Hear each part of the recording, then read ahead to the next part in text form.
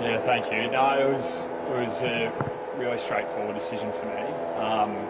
I feel as though there's a lot of talk around the last year of it. I've still got a whole year to go, but it feels like a lot of the hype builds around this time of year, and I just wanted to get it done before the start of the season because I knew it was where I wanted to be.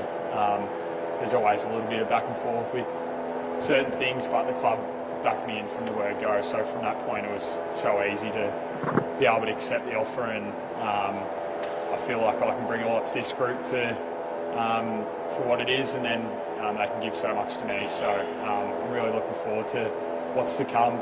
I'm going into my 8th year and obviously signed for another 8, so technically only halfway, which is exciting. What is it that gives you confidence of things turning around? You spoke about entering a new era, and that's why you've signed on. What is it that brings you that confidence? Yeah, I think we've done a lot of work as a group on how we want to build confidence within our team, and a lot of strengths-based things that have come to the table. Throughout my time here, we've learned a lot of lessons. We've also shown that we're good enough to do it too, because we're in the finals hunt not too long ago, so you can't lose sight of that. And probably had a bit of tougher period at the back end of last year. I broke my foot, but in coming back to training, I was training with guys like Benny Camperelli, Jagger Smith, a few of the younger boys, and you can just see how hungry they are for success, but not only for them, for the club. So I feel like it's a real united group, but we'll probably stand here and talk about it as much as we want. Like, we've got to go out there and do it, which I know we're capable of, but yeah, we've got to be striving to be a strong team all year. How big is your belief in this group? How did it spur on?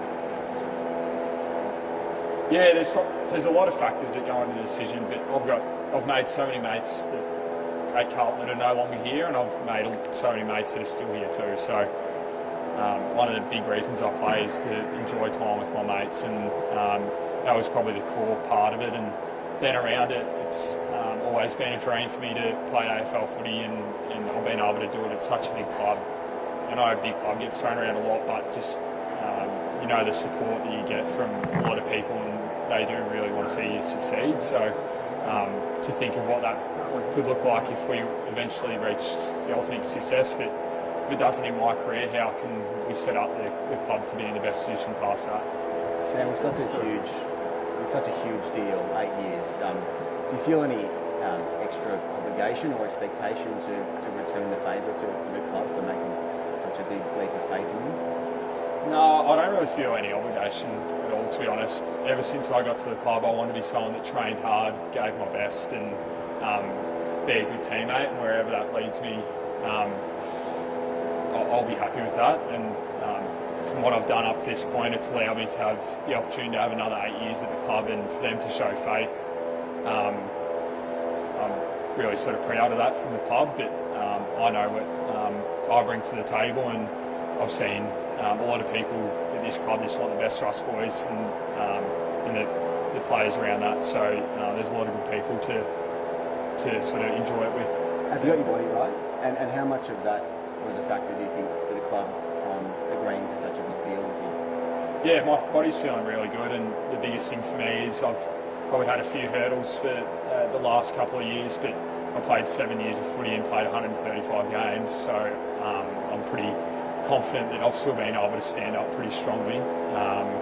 And obviously the past 2 years has been challenging, but I feel like I'm not going in hoping that I don't face an injury. I'm doing all the work, and we play in a tough sport, so if that's to come, I know I'm going to be strong enough to bounce back. Have you had to challenge the training? You had to do anything Nah. Mine has been sort of probably searching into what my body needs. I was lucky enough, and once again the club backed me in to be able to do a fair bit of work in the off-season to get to work on a few different things, which I'm not going to go into, but I'm doing sort of even more work than I've ever done to build the confidence in my body, and hopefully that can be on show this year. Take us back to the last year.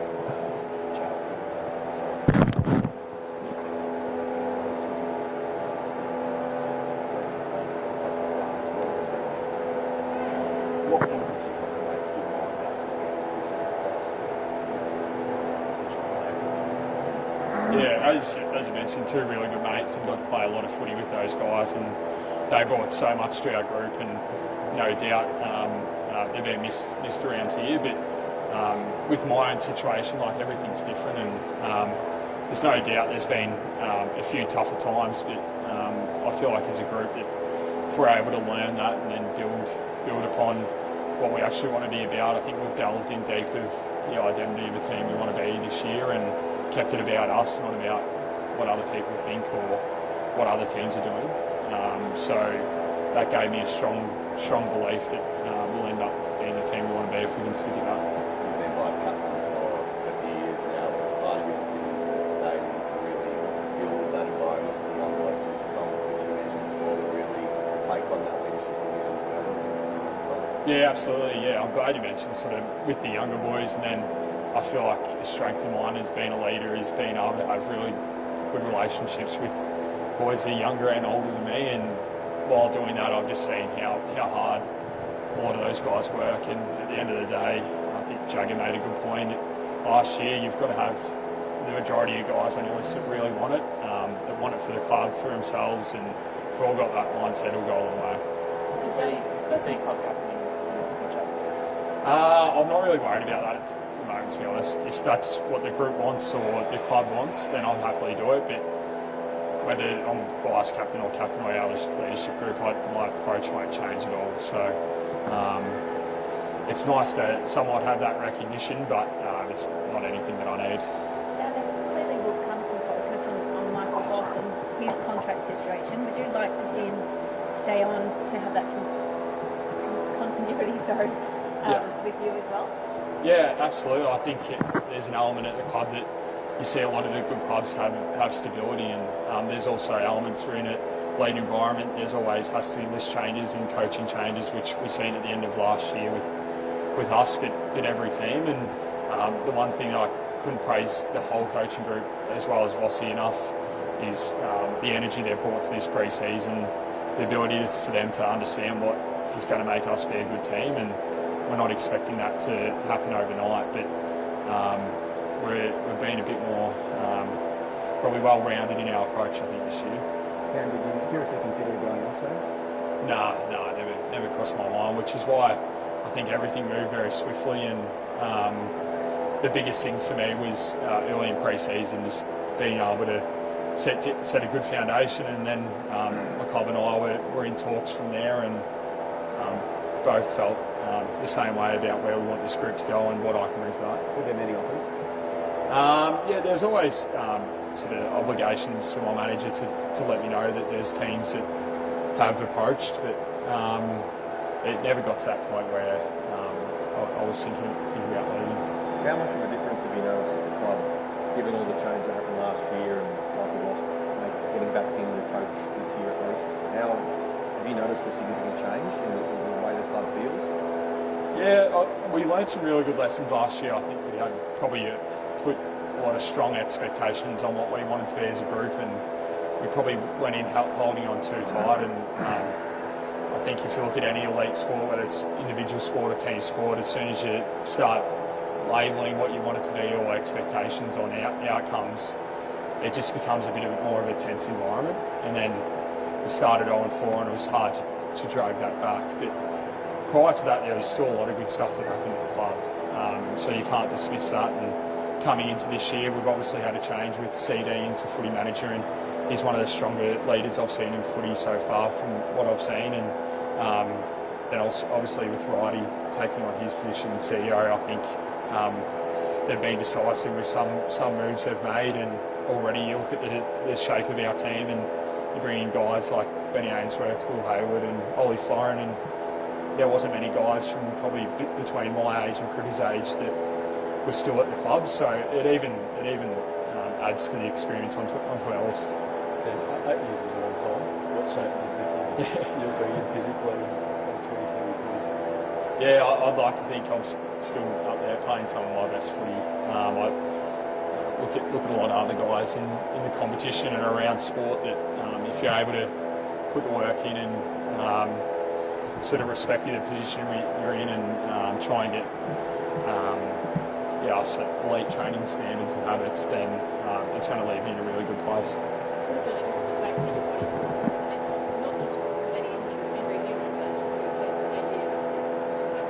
Yeah, that's right, and I think there's an element that's the risk the club takes, and then for me it's they're positive for the club. Also, it's able for them to plan around and know that I'm committing here, and I'm going to try and bring as much as I can in that 8 years, whether it's on or off the field. And the thing that I love about people that I had talks with throughout this conversation, they didn't bring up injuries once. They spoke about the value of my character around the group, and that's something that I want to shine through for the rest of the time here.